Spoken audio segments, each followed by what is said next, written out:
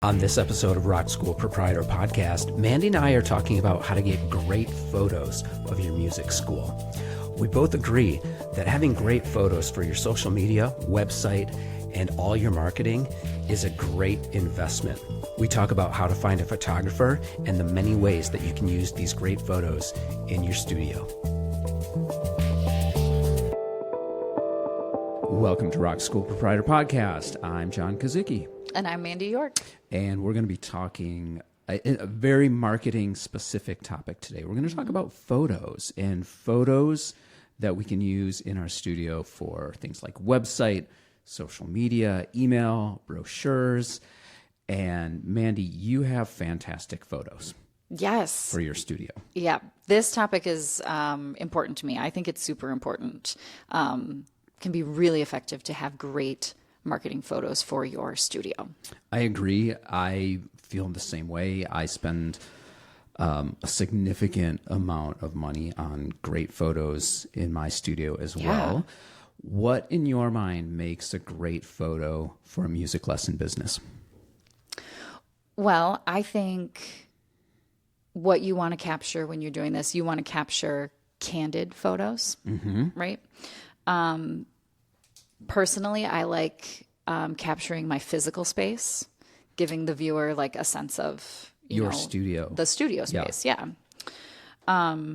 Capturing all the ages that we serve, right? Okay. Yep. I want to see photos of the babies as well as the 5-year-olds. So we're really representing all ages and then all classes too, right? You, just like you've got private lessons, you've got band classes. I have mixed age classes, and then I have like elementary age classes. So I want to capture everything that we offer so that when I go to use these wherever I use them, I'm able to give the viewers a really good picture of who we are. Right. And you use the word candid. And in your studio, in your Music Together studio, we're talking about the candid photos are always great because you've got maybe a 1-year-old with a huge smile on their face. I think candid in that sense is authentic. Yes. Right. So that's showing what you do and how you do it. And it's proof of concept, right? Absolutely. So people know what to expect. And who doesn't love a smiling toddler? Hey, it's irresistible. Yeah. And I take the same approach, right? So I have had photos of students in studio, and I've used those on my website. But most of the time now, I spend my budget on photos from our concerts, live photos of the students. Because again, it's the end result, showing the end result, showing the proof of concept. This is what we are about. This is what we do. This is when you come to my studio, you can envision your kid performing live like all these other kids. Yeah. All right. So how do you get those great photos is the question, right? Yes. Yeah. Personally, I have had great luck with trade. I have traded services with photographers. Okay. So that is something to think about. But yeah, and that was in my notes about because you hire a photographer is what you're saying. Sure. You hire a photographer. The photographer comes into your studio, right? How long do they spend in your studio? How long does it take for them to capture the photos that you use? Yeah, I like to typically take a morning of classes. So they're going to hit at least 3 classes. That way you get a number of age ranges, and these photos you can use for years. Right. So you want a variety, right? So that everything so it doesn't get stale. You want a good library of photos. So in my classes, these early childhood classes, right? We're all sitting on the floor. The kids are moving through the space. It is kind of easy for a photographer to come in and, just stay along the perimeter, Oftentimes these little ones don't really quite notice. It's going to be different for your bigger kids. Yeah. They will be very aware that a photographer's there, but to get those candid photos, they'll just on the perimeter, getting down at the kids' level. Maybe when we do a fam jam, get all the instruments out and play, they can really get in the middle and take pictures of kids. But that's how I like to do it. The photographer comes in and spends a few hours with us. Yeah. And then we'll do a separate session in the afternoon for my after school elementary age kids. Do you have to talk to the photographer and give them instructions on what you want? So because I've done these really great trades, I am drawing from families that participate in my class. So the photographers that you're using are know people who are in your studio already or have been in your studio, which is a great resource, I think. Yes, they get it. They know what's coming next. They know that, I'm going to be, the fam jam's coming and I'm going to get down in there and get all these great shots of kids playing with percussion instruments. They know that there's a lullaby at the end and they're going to snap pictures of cuddling, babies and moms. I put out a call. Hey, I'm looking to do a trade. I need a photographer. DM me, right? And then go out and look at their websites, and pick someone that you think is going to be a good fit. How often do you have a photographer come in and take photos? I have done this 3 times in 10 years. Oh, okay. So, every few years. Every few years. Yeah. You're getting a lot of mileage out of these photos. Yeah. Okay. So I have done, as I mentioned before, I've had a photographer come in and shoot photos that were very posed, right? Years ago, I was redoing the website and I really wanted some in-studio stuff. And so we had 5 or 6 students come in and it was very posed and the photographer still got great stuff. So that was really good for the website.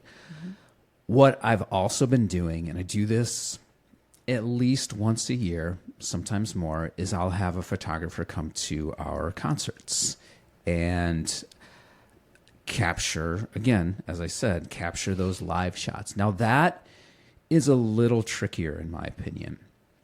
To hire a concert photographer, they have to understand what it's like to shoot in that lighting. So the photographer that I use is great in that setting. I've used other photographers in concert settings that were still good, but it's a little trickier to shoot in that lighting. So I think with that more specific setting, you have to find the right photographer, which is a little tougher. And very similar to you, I tell them, well, I guess you said your photographers know what to shoot. They kind of have an expectation of what's going to happen in the class. Yeah. So for me, I've had to give some instructions to my photographer, like try and get a picture of every kid, different angles, but he's fantastic. And so you get great photos. I mean, I'm going to brag a little bit. The photos that I have of my concerts are pretty good. Yes. But that's mostly credited to my photographer. So, and because you've chosen the right photographer. Sure. Right? For this particular setting, like you said. Yes. Yeah. Question that I have now, we've talked about how this is so important for both of us. And I think, again, that authenticity and the proof of concept, and it's a representation of what we really do in our studios. So I believe that prospective clients and prospective students pick up on that authenticity. What about using, say, stock photos or AI? Yeah. Oh, AI. Yeah. No. Well, let's talk about the stock photos first. Stock photos first. Yeah. Well, coming from, I'm a licensed teacher, right? I'm a licensed music together. And when you have a licensed program, you are often provided with lots of kind of stock images. And some of them are good, and I do use some of those assets that they give me as a licensee. But it is just not the same. And I am pretty certain everyone out there, if you're looking at a website, if you're scrolling through social media, you can probably tell which is the stock and which is the authentic photo for the most part. I agree. Right? And I've seen some great stock photos of kids playing instruments, and a few in particular I still remember in my mind, but I've also seen them multiple times used by different studios. Yeah. And will a prospective client see as many music studio websites as I do? Probably not. Yeah. So I think there are some great stock photos out there. Not bad. No. But again, that authenticity. And for someone who's just starting their studio, if you don't have the resources yet to have a photographer come in, then you may have to utilize those. And that's a good idea. What about AI? Because that's a thing now too. What are I don't want to get hit on a hot topic here, hot button issue, but what do you think about using AI to generate some photos of happy kid playing a guitar? Right. I have not used any AI images, photos. I've had other center directors send me like, hey, look at this funny thing I did. I tried to get AI to create something and this is what it generated. Yeah. And it didn't hit the mark. So I have yet to see AI generated photos that I feel are any good. Well, Yeah, I don't know. I mean, but I'm not the person to ask. I'm not devil's advocate here on this one, though. I think, don't you think AI is continually getting better? Oh yeah, I'm saying I haven't seen anything yet. Yeah, but I wouldn't be opposed to it once the technology's there. And like you said, if you are just starting out, then use those stock images and the AI stuff. And even with someone that has a library of, personalized photos, I still mix in some stock images. So there's value in this stuff. Absolutely. Well, and I think you're talking about stock photos as licensed photos that you receive from Music Together for the most part. Yeah, that's true. Yeah, so they're stock, but they're customized for your program, which I think is more specific for what you do. I don't want to get too into the AI thing. I'm on your team. I agree. I think, again, going back to the authenticity of what we're providing, and because we do something, at least for us, we have in-person studios, because we do something that's very regional specific, right? Where there's a geographic location that we draw our clients from. There's a good chance that someone jumps on our website and they're like, oh, I know that kid. Yes. You certainly wouldn't get that with AI. The only other point that I'm going to make about AI is, as artists, which we are, if we aren't willing to pay for the expertise of another artist, a photographer, what message are we sending to our prospective clients about what we offer? Yeah, that is a great point. Yeah. So that's my last point on AI. Got it. Let's talk about hiring photographers. You had mentioned the photographers that you work with are former clients, former parents from your classes. And you also mentioned that you've done trades. Yeah. Because my questions were going to be, how do you find a photographer? How much should you expect to pay? Do you have an idea of what it would cost for you to hire a photographer? Ooh. Well, I've only done the trades. Okay. But the last photographer I hired, I did for an outdoor amphitheater concert. Okay. And that was about $250. Okay. And like, that's a great deal. $250 That's a great deal. For how long? An hour-long how many concert. Photos. An hour-long concert, and I can't even tell you how many photos. Just she shot and then edited a bunch and sent them, well, gave them to me through a portal. Yeah. When you're working with your own families, like your own clients, they're also very generous too, right? Like they want you to succeed, and the programs that you're offering are important to them. So they probably maybe put a little more heart into it. Sure. Yeah. Well, that's you bring up a good point about putting heart into the work to capture those photos. Not all photographers are the same. No. And I think that's important for someone who's going to hire a photographer to shoot photos for your music studio to understand. You've got portrait photographers. You've got, I don't even know all the different types of photographers, but I know what I like. Yes. What are the photographers that specialize in taking family photos in nature? I see a lot of those. Lots of that. Yeah. That might not be right. Right. Might be right for what you're looking for, because I would expect that for most of us, we're going to be taking photos of students either in our studios, indoor setting.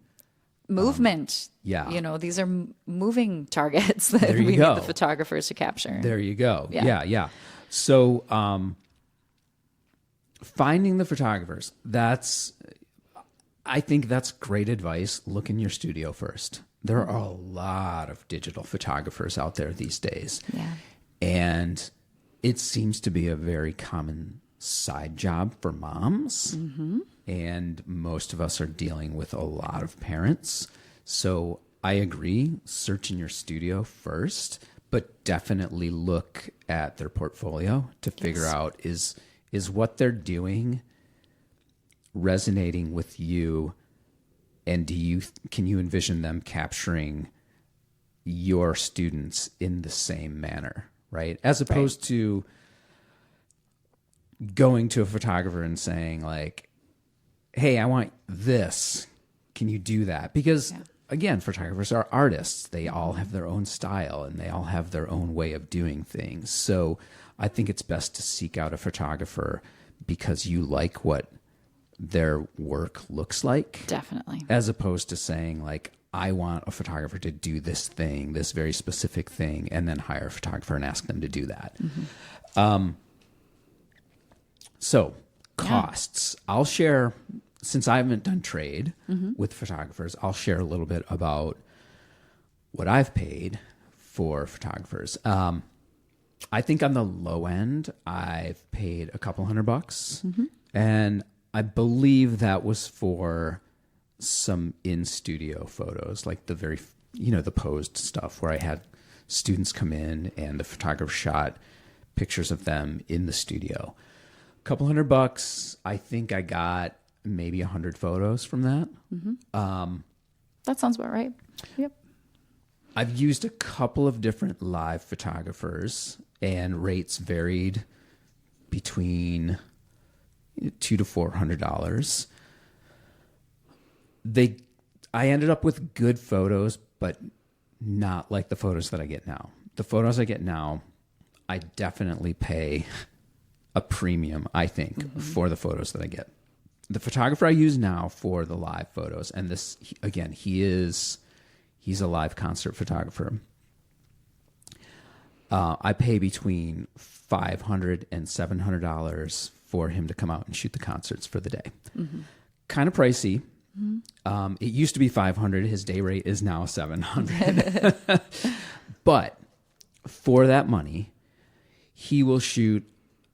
In a day, we'll have probably 10 to 12 bands perform, and he'll give me maybe 1,000 photos of those of all of those kids performing. So yes, it's expensive, but as you said, you get so many photos and you can use them for years. I have at this point, I have photos for just about anything I need from all the times I've had him shoot my students in my concerts. Do you use your photos for anything other than the marketing materials like website and social media or email? I use them in my studio. I've like decorated the studio with wall decals and window decals. Yep. But that's it. Okay. You know, we did a cool thing once early on. I had a photographer come in and she shot a couple classes, gave me the photos, and then she offered photos to the parents too. She kind of set up a site where they could, and I think she maybe charged $15 a shot. So if she got a really great, photo of Joey with the maracas, mom could, that was kind of a neat add-on for the parents too. They liked that. Yeah. I have done similar. We've got photos in the studio printed out and framed. We've got some larger photos printed on canvas. So again, we decorate the studio with the photos. I thought about doing that thing that you mentioned where the photographer would offer those photos to the parents. We could never crack the code because my photographer takes so many photos and he doesn't really want to deal with that back end. He doesn't want to deal with all of those parents. Instead, he'd rather just do the work and give me all the photos and then I can, do what I do with them. So we've never done that thing where, parents pay $15 or $20 and they get the photos of their kids. I think that's a good idea though.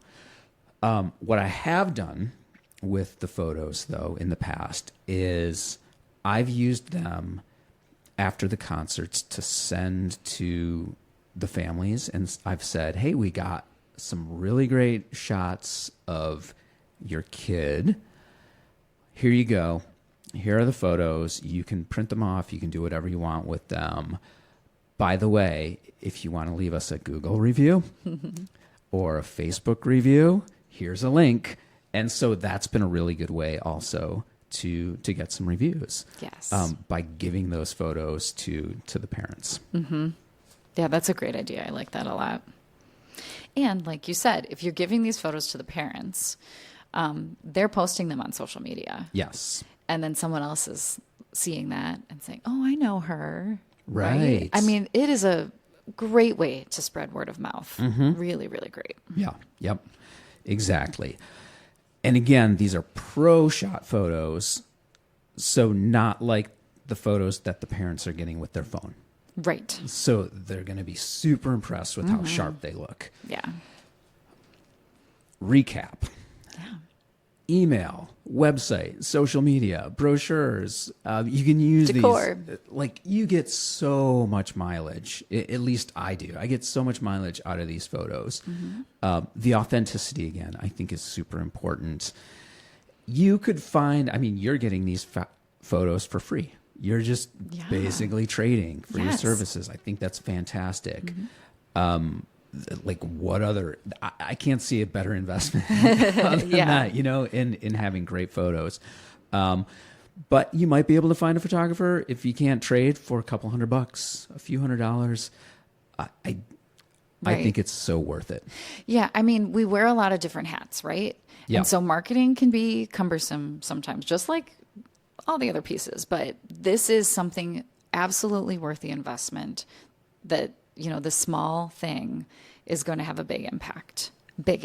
Yeah. I think, I guess I'm going back to the why. Why should you do this, right? Why should we be doing this? Because there's a lot of options out there. There's a lot of studios. There's a lot of kids' activities, right? Yeah. And if I'm browsing your social media pages, your website, and I get like what I feel is a real glimpse inside what you're doing, like it's effective. Like people see that.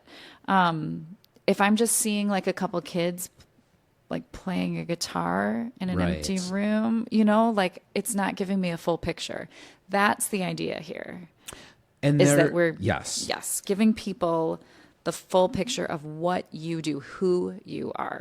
and there are subtle clues in all of these photos that I've seen from your studio, from my studio, whether it's in the background of your photos, it says Music Time of Milford. Yeah. Right? So you know it's real. Right. That's real. In the background of my photos is a Michigan Rock School banner behind the drum set, or a kid wearing a Michigan Rock School t-shirt while they're performing.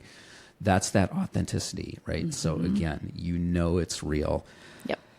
So much value. Also, I don't even remember the last time I had to go online and type a Google image search for like kid playing the drums, right? Yeah. And then sift through however many, and then end up on a stock photo site, and it's like, hemming and hawing. Is it worth paying $20 for this photo?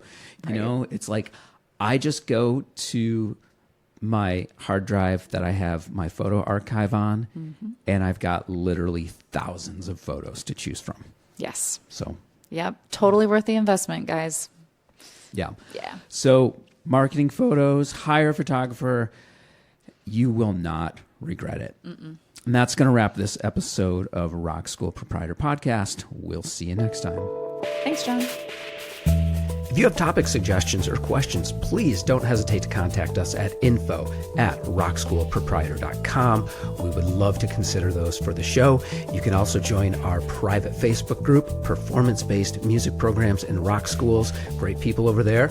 Show notes and transcripts for this and all episodes can be found at rockschoolproprietor.com. I'm at rock.school.proprietor on Instagram if you'd like to connect with me there. You can also find me on LinkedIn as John Kazicki. If you enjoyed this show and gained insight from our conversation, then we count that as a win. All we ask in return is that you pay it forward. Please share the show with someone you think needs to hear it.